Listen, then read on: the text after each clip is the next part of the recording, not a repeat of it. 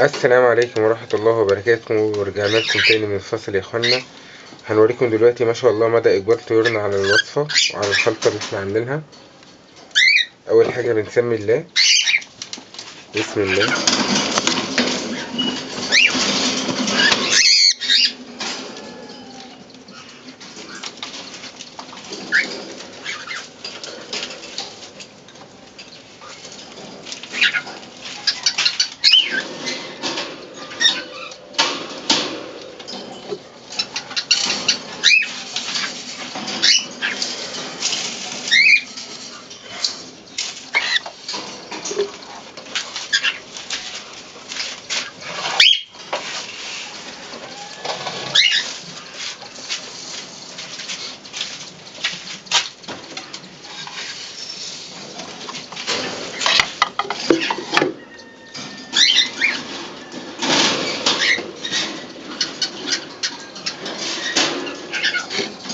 الوصفة ما شاء الله انا شغال عليها بقالي اكتر من 2 أو 3 سنين، حاجة فوق الخيال.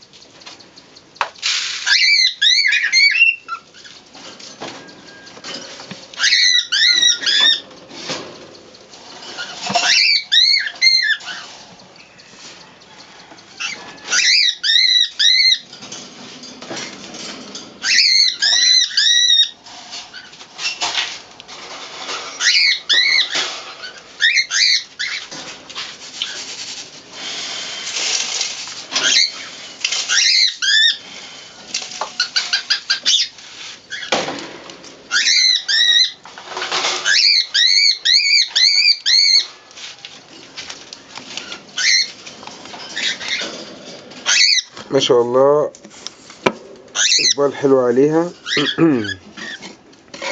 هنفرجكم حضراتكم دلوقتي على احجام زغاليلهم.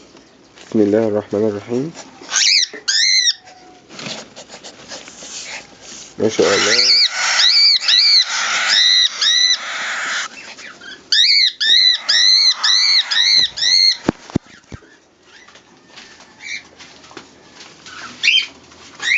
احجام جنبه، الله اكبر.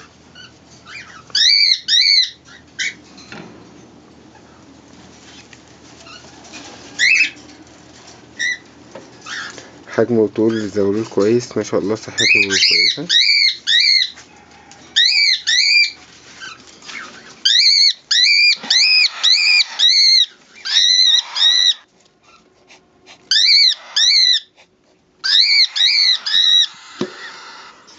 ما شاء الله ده المفروض جوز بيأكل، الله اكبر. صحته تمام، طول تمام،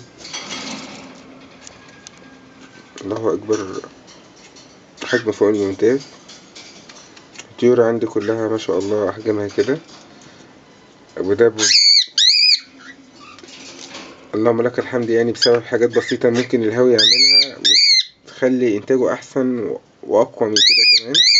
كلها حاجات بسيطة جدا، ان شاء الله هنتكلم عليها بالتفاصيل بعد كده في حلقاتنا